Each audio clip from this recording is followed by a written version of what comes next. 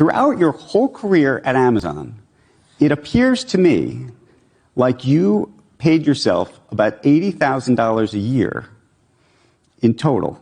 Yeah. Cash comp.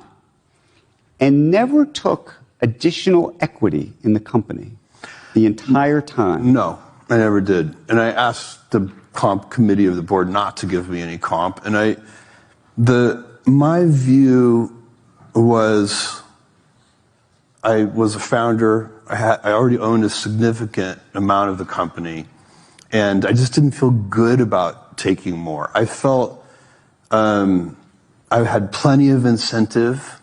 It was, I owned, more than 10% of the company, more earlier, before it was diluted by various things, more than 20% of the company. And I just felt, how could I possibly need more incentive than owning such a, most founders own big chunks of the company. They don't really need, they're more like owner operators. The way they increase their wealth is not by getting more equity. They just want to make the equity they have more valuable. And so I just would have felt icky about it. And I'm actually very proud of that decision. I sometimes wish that there were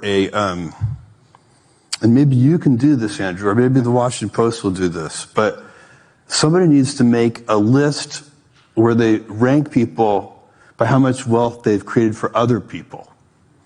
And so instead of the Forbes list, it ranks you by your own wealth. So, Amazon's market cap is 2.3 trillion today.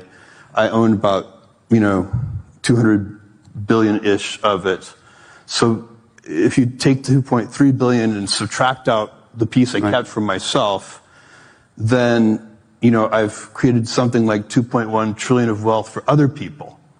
That should put me pretty high on some kind of list. And that's a better list. How much wealth have you created for other people? Right. People like Jensen at NVIDIA, he's going to be very high on that list. And that would be a pretty cool list. Somebody should do that list. I think that is a very cool list.